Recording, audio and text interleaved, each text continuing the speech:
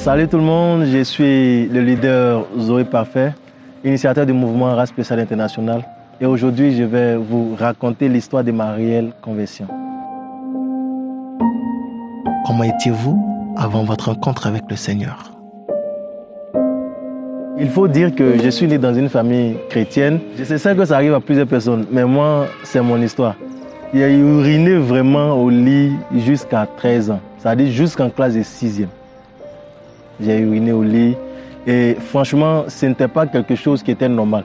Et comme j'étais déjà un gars qui partait à l'église, je savais que quand tu pries, Dieu peut faire quelque chose pour ça. Donc, je prie avant de dormir, mais c'est le jour même que je prie là même que je pisse beaucoup même. Et je me souviens au quartier, on m'appelait Fanico parce que chaque matin, ça faisait honte, ça fait honte les frères, ça fait honte même. Comment s'est faite votre rencontre avec le Seigneur? Je me souviens en 6e, je suis revenu de l'école et je me suis mis sur le canapé et j'avais un chant que j'aimais bien.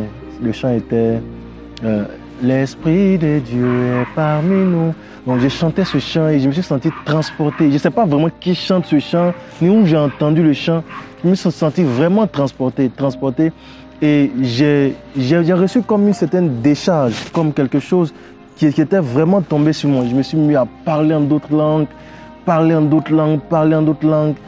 Je sais que ce jour-là, j'ai vraiment reçu le Saint-Esprit. Je vous assure, je n'ai pas eu besoin que quelqu'un prie pour moi ou aucun pasteur m'impose les mains et tout ça. J'ai reçu réellement le Saint-Esprit et je vous assure que depuis ce jour jusqu'à aujourd'hui, je n'ai jamais encore uriné au lit. Des fois même, j'oublie de prier maintenant même.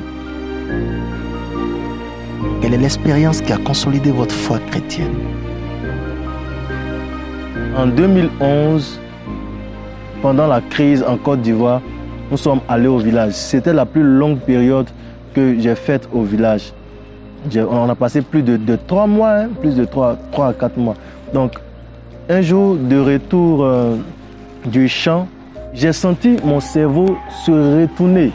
C'est comme si tout ce qui se passait devant moi n'était pas normal. C'est moi seul qui était normal et que tout ce qui se passait, tout le monde était bizarre autour de moi. La seule chose que je n'ai pas faite, c'était me lever et commencer à marcher dans la rue.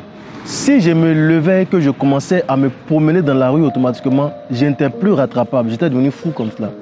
Donc, mon frère Enes et Yao, ils m'ont pris et la dernière chose dont je me souviens, c'est qu'ils m'ont fait entrer dans la chambre. Quand je suis revenu à moi, je les entendais dire le feu, c'était des chrétiens quand même engagés. Je me souviens, j'ai prophétisé que j'allais revenir dans le village et que je serais un instrument de transformation ou de changement de quelque chose dans le village. Et je me souviens aussi d'une chose, c'est que je vais guérir des fous ou encore j'allais prier pour des fous et que les fous seraient guéris. Ma maman était dans le village voisin. Donc quand elle a entendu ça, elle m'a enlevé dans le village où j'étais pour m'envoyer avec elle. Et quand je suis arrivé, je vous assure que mes yeux se sont carrément ouverts. Quand j'ouvre la parole de Dieu, c'est comme si j'ai envie de dévorer les Écritures et j'ai une facilité à comprendre les Écritures, à les expliquer. J'ai cette facilité à comprendre les choses. C'était devenu pour moi comme une passion. Donc, j'ai su automatiquement que j'étais spécial en fait. Et les différentes églises où on allait, les gens prophétisent et ils disent on te voit enseigner les Écritures à des gens trop intelligents, des gens instruits et tout ça. Donc nous sommes revenus à Abidjan et de retour à Abidjan, j'ai eu l'opportunité, franchement l'opportunité de rencontrer cette merveilleuse communauté Christ Embassy. Je dis un merveilleux big up au pasteur Chris Oyakilome qui a vraiment forgé ma vie chrétienne. J'ai appris les rudiments du ministère. J'ai appris à être canalisé. Et dès que je suis arrivé là, le pasteur a remarqué mon attirance pour les jeunes et tout ça.